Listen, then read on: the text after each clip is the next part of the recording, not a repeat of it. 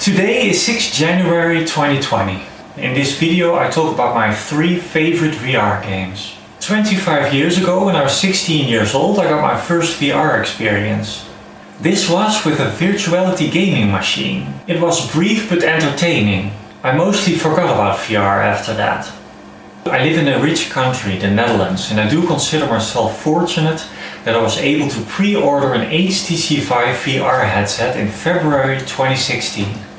From late April 2016, when the headset was delivered, until late July 2017, I operated the website VROnLinux.com. It hosted articles about the state of VR on GNU Linux. Because there was barely any VR on Linux, my headset was collecting dust for almost a year before I got to play my first real VR game. Shortly thereafter, there were just enough VR games on Linux to set up VR at my office, allowing my colleagues to give it a try. Some of them enjoyed that experience. In October 2018, I started dual booting. After running GNU Linux exclusively for more than 20 years, I now also have Windows 10. I was sick of all the Linux problems, wanted to play more games, and Valve's choice to introduce compatibility layer Proton made me think I may as well start dual booting. Including the pre-ordered Alex, I currently have 68 VR games. Being able to use VR at home whenever I want feels similar to the old transition from dial-up internet to always-on broadband. I think that many people who claim that VR will never take off don't realize that with VR you don't just see the world around you in 3D, you are there, you are in the game. My play area is just big enough for room scale VR. I rarely experience nausea when playing VR, even when playing hours non-stop. Alright, let's start with 2 honorable mentions. The first honorable mention, Serious Sam VR, the first encounter.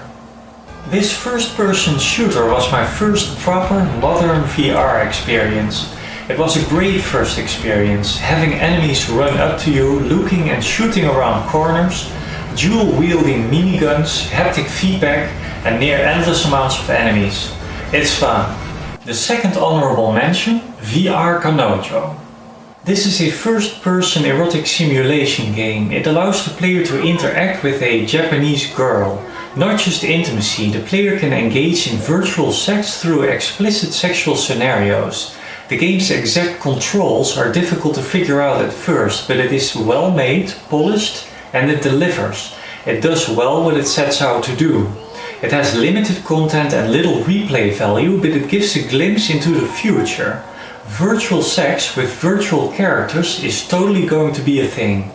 Alright, my top 3. Number 3, Red Matter. This is a story-driven puzzle adventure game. When I ordered my VR headset, this is the kind of game that I hoped to one day play. It is an immersive experience with nice visuals, good world building, and brings a mysterious atmosphere in a sci-fi setting. There's nothing mind-blowing about this game, but it made me want to put on my headset and keep playing. It's a solid experience. Number 2, Beat Saber. This rhythm game is one of the things that still make me stand and move around. So far I have played it for 107 hours. Many of its non-pop songs I like a lot. Angel Voices became and still is one of my favorite songs of all time. I'm in my early 40s now, but that's not stopping me from getting impressive scores on the board. And number 1, the Talos Principle VR. In December 2017, when I published the list of my favorite games of all time, I put a non-VR version of this first-person puzzle game at number 9. I wrote, its philosophical storyline means little to me, but the puzzles of the base game and of Road to Gehenna provided just the right challenge for me. What an amazing experience to be able to go into the world of one of your favorite games and to actually be there yourself. The atmospheric environments, including the music, are great. For the first time, and so far only time, a game made me realize I am so happy here, I wouldn't mind living in this world. Interestingly, this happened while being stuck on the optional puzzle Small Space Big Solution that I hadn't attempted during my non-VR playthrough. It's the only puzzle where I was stuck for quite a while.